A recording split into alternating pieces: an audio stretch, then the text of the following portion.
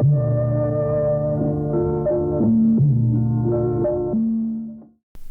dear citizens of India, on the eve of the 58th Independence Day, I extend to you my best wishes for your happiness and prosperity. My greetings to all of you at home and abroad. Let us on this occasion remember with gratitude the selfless and devoted services of our armed forces and those of the paramilitary forces who are guarding our frontiers on the land, the sea, and in the air. I take this opportunity on this Independence Day to convey the best wishes of the people of India to our men and women participating in the Olympic Games in Athens. I met 200 freedom fighters from different parts of the country on 9th August 2004. I saw in their ripe age their enthusiasm to bring back the nationalism as a living movement. I salute all our freedom fighters on this occasion. Let me dedicate this Independence Day broadcast to those great souls who pioneered our independence movement. We remember them with reverence and gratitude for liberating us from centuries of foreign rule. Their saga of sacrifice has realized the singular and the noble vision of heralding an independent nation. Dear citizens, we must realize the significance and the value of our freedom movement. Fortunately, after our independence in 1947, we have come a long way in the field of education and moved towards a knowledge society as a result of the vision of our educationalist and the policies and the actions of successive governments. Many of our educational institutions have excelled in the world. In order to revitalize our self-esteem and culture, it is vital to emphasize the role of education system for creating an enlightened, dynamic, and prosperous society utilizing the advancement of science and technology. I therefore propose to discuss the education system in some detail in the latter part of my address. The nation is happy that the conduct of the recent general elections and transition to a new government has taken place in a peaceful and orderly manner. In an increasingly complex world environment, this significant achievement emerging from the India is yet another valuable contribution to world peace and stability. Now that the government is in place, we all have to get on with the work of building the nation. We are steadily strengthening our presence in regional and international institutions, including the United Nations. We also realize it is essential to strengthen and restructure the United Nations to make it more purposeful. We cherish and advocate multipolarity in the world order that respects the principles of sovereignty, non-intervention, freedom, and democracy, while not forgetting the painful lessons of history. Our foreign policy is aimed at a vision that seeks to establish India the largest democracy in the world as a developed country with its rightful place in the international fora. With the rapidly changing global security environment, our nation's domain of security concerns have greatly expanded from what it was after independence. Another measure of our nation's strength is the effective, firm and fair handling of a series of internal low-intensity conflicts and the proxy war. I note with satisfaction of our continuing efforts towards good neighborly relations, particularly the sustained progress of the peace process between India and Pakistan. Our economy has yielded a growth rate of gross domestic product by over 8%, driven by broad-based accelerated growth in agriculture, infrastructure, manufacture and service. Sustaining our growth, containing annual inflation rate, containing revenue deficit through prudent revenue enhancement and expenditure management are the other challenges for centers and the state. The root cause of poverty lies in illiteracy, unemployment and lack of basic health care, and there is a need to sharply increase public spending in these areas. Certain regions in the country like Bihar and Assam are constantly affected by the floods every year, and we are witnessing that even now. There is a need to find a long-term solution to control flood and store and utilize the surplus water for usage during the dry season, and also linking the regional river basins. in the Gangetic Plain and in the northeastern region. I would recommend construction of layered wells in the entry points of Kosi River flowing from the Nepal and Brahmaputra flowing from Tibet. These layered wells will store the flood water at different levels and will control the intensity of damage in low-lying areas by reducing velocity of flow. In addition, we may consider the possibility of underground water storage system at the river basin sites and also other places. The water thus stored will be useful at the time of need. Water mission has rightly been identified as a priority area by my government. Our employment generation system has not kept the pace with the inflow of educated youth. A three-pronged strategy is needed to make education more attractive and simultaneously create employment potential. How do we do that? Firstly, the education system should highlight the importance of entrepreneurship and prepare the students right from the college education to get oriented towards setting up of the enterprises. Diversity of skills and perseverance in work makes an entrepreneur. In addition, college syllabus, even for arts, science and commerce courses, should include the topics and practicalities where such entrepreneurship is possible. Secondly, the badging system should provide venture capital right from every village level to the prospective entrepreneurs for undertaking new enterprises. Banks have to be proactive to support the innovative products for enabling wealth generation by young entrepreneurs by setting aside the conventional tangible asset syndrome. Thirdly, there has to be an economic pull for generation of marketable products and enhancement of purchasing power among people. This can come through by implementation of mega programs such as rural connectivity, regional linking of rivers, infrastructural mission, power mission, and tourism. We need education system to focus on oriented towards high value and productive employment opportunities. The recent study indicates that the unemployment level in the country is 9% of the 400 million employable people. That is around 36 million.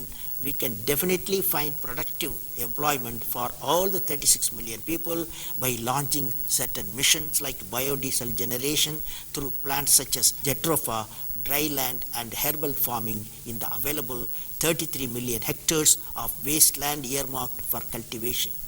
Education is the most important element for growth and prosperity of the nation.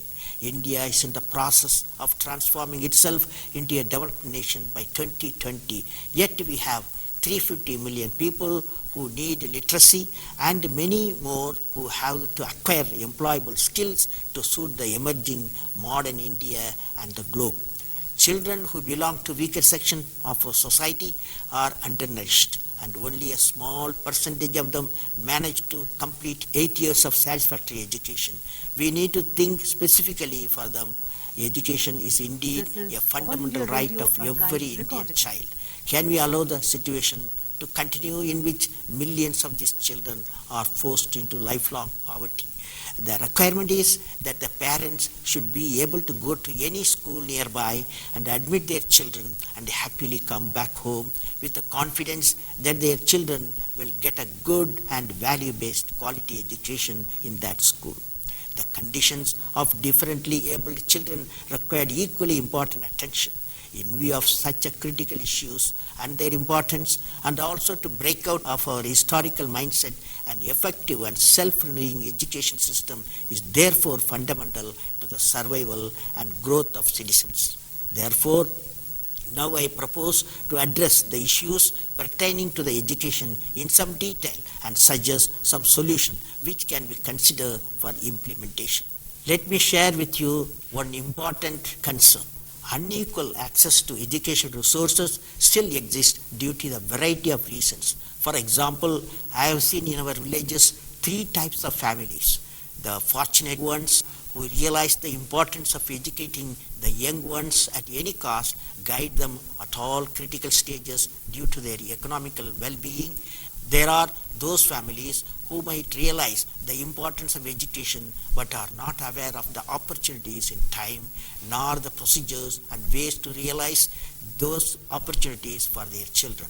There is a third category of families who are economically weak and do not realize the value of education, and hence for generations together their children are neglected and continue to live in poverty. It is essential that we enlighten and create widespread awareness of education among all sections of society, particularly in rural areas and among urban poor.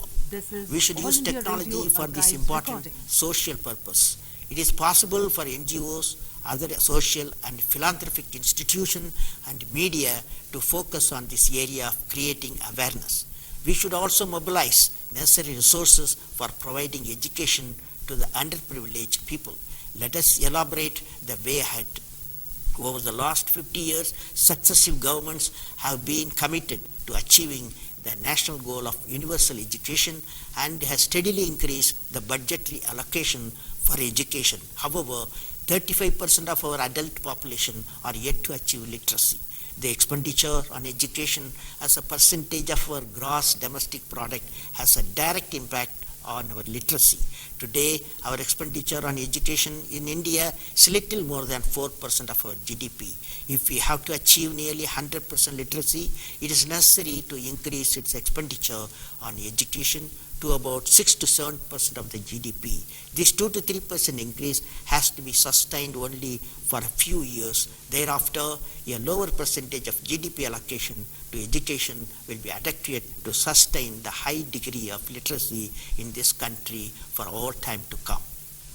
Clearly, public expenditure alone from governments in the center and the state might not be able to meet the challenge of mobilizing an additional 2 to 3% of GDP for the mission of education.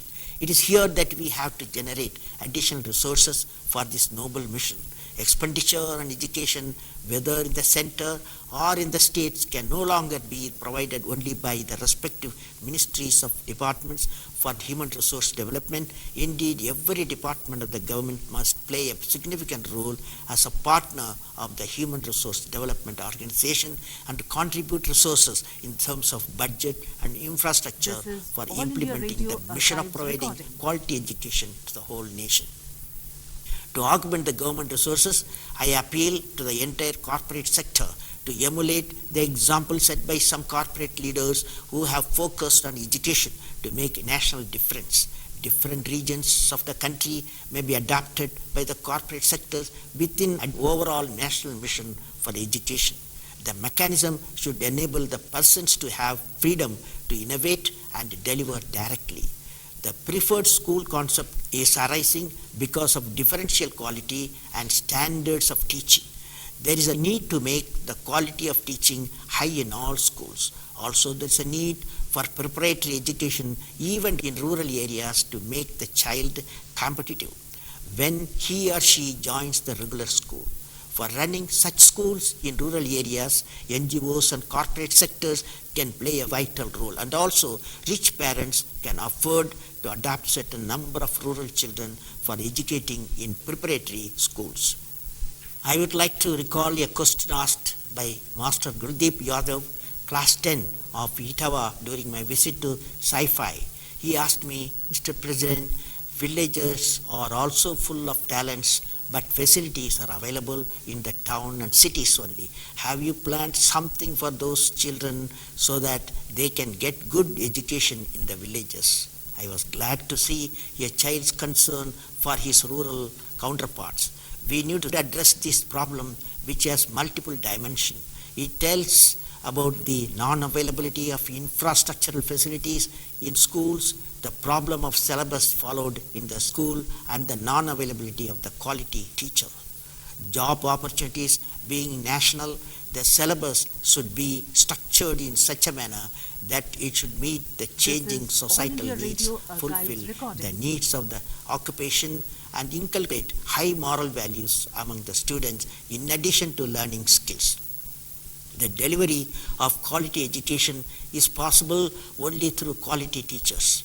The teacher has to be a committed teacher who loves teaching and children. Also, the teacher has to be equipped with all the knowledge required for effective teaching. The self-esteem of the teacher must be high, and the teacher must have the quality to become a role model for the children. Some element of competitive rewarding is to be done based on performance. This competency has to be built in throughout the country through a massive teachers education program delivered through tele-education system and continuously updated. This can be funded and implemented by consortium of government and educational institution with corporate sector providing value-added services. There is an urgent need that every school should have basic amenities such as good building equipped with ventilated, lighted, airy and spacious classroom besides library, laboratories including the latest IT tools and infrastructure, safe drinking water, clean toilets, playground. This is possible by earmarking the additional 2 to 3% GDP. Parents have an important role in the education of the children and making them enlightened citizens. They must be aware of the need for a good education of the child, male or female. Like teachers, parents also should set an example for the child in their overall behavior and conduct. This will enable the child to develop a love and respect for their parents and see them as role models.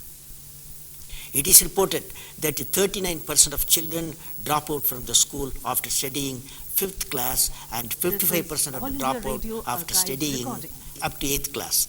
This situation needs remedial action, especially since assent has been accorded for the 86th Constitution Amendment Act Right to Education Bill for children between the age group of 5 and 14 years. But an act alone cannot achieve the goal unless the education is delivered in a manner which will take into account the socio-economic reality and perception of people to whom it is addressed. Apart from attracting children to schools, the education system should be able to provide nourishment and inject creativity among the children. Also, the aim of the education system should be to build character, human values, enhance the learning capacity through technology, and build the confidence among the children to face the future. I have seen an education model implemented in Karnataka which provides an accelerated learning using the computer aids so that children can have a creative learning with the tools of creative animation through computers. Dropouts are identified and brought to the school.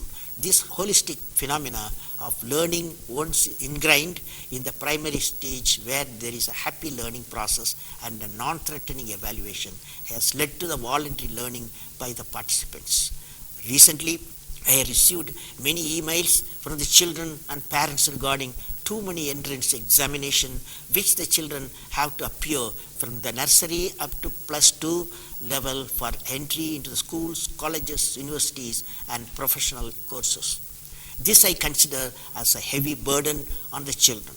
Also, it has led to proliferation of tuitions and coaching institutes for preparing the student for entrance examination. For entry into the universities and professional colleges, we have to devise a common all India examination to be conducted by a nominated institution of government. Also, the examination must be so designed that attending a coaching course does not provide undue advantage to privileged students. Entrance tests should be more in the nature of aptitude assessment rather than creating a seniority list. I find there is a demand for more transparent and reliable system of examination, evaluation and reporting. It is also noticed that the examination primarily tests the memory of the students. I remember during my study in MIT Chennai, in mid-1950s, they used to conduct open book examination. This used to be one of the tough examinations for the students. I would recommend that the examining bodies may consider introduction of an open book system of examination. This will promote creativity among the teachers in setting questions and the evaluation of the creative ability of the students. A secure examination system is the need of the hour. The examining bodies should have reliable evaluation system and timely declaration of results. After the initial evaluation of the answer paper, a centralized core group can draw random sample from each batch and carry out independent evaluation. If there is no discrepancy between the initial evaluation and the core group evaluation, and it is consistent with the performance of the student, it will be presumed that the batch marking is satisfactory. In case of discrepancy, further samples should be drawn for verification. Special training must be carried out by examining bodies for certifying the examiners in the evaluation process. In short, the examining bodies must evolve a very good procedure and then get ISO certification for their evaluation system.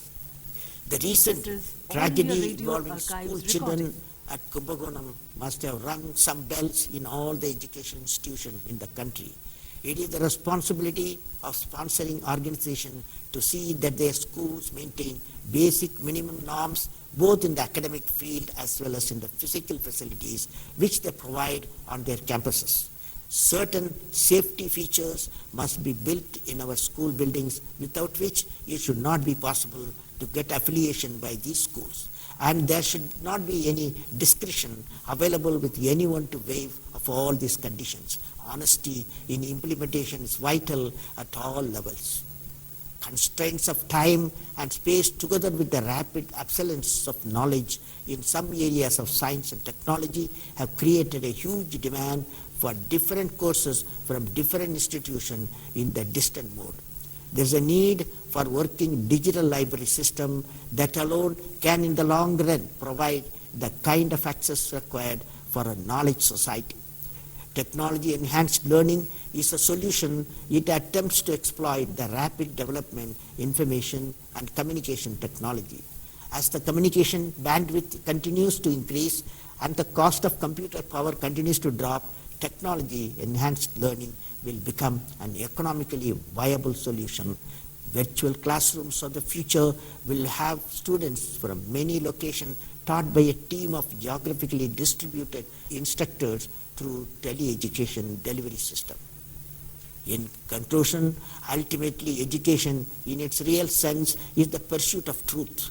It is an endless journey through knowledge and enlightenment. Such a journey opens up a new vistas of development of humanism where there is no scope nor room for pettiness, disharmony, jealousy, hatred, or enmity. It transforms a human being into a wholesome whole, a noble soul, and an asset to the universe.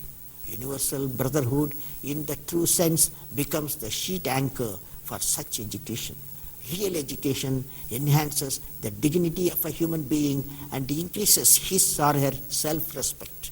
If only the real sense of education could be realized by each individual and carried forward in every field of human activity, the world will be so much a better place to live in. Mission of education by government at center or states or the combination is the foundation to ensure the creation of a elite citizen who will make a prosperous, happy and strong nation. May God bless you. Jai Hind.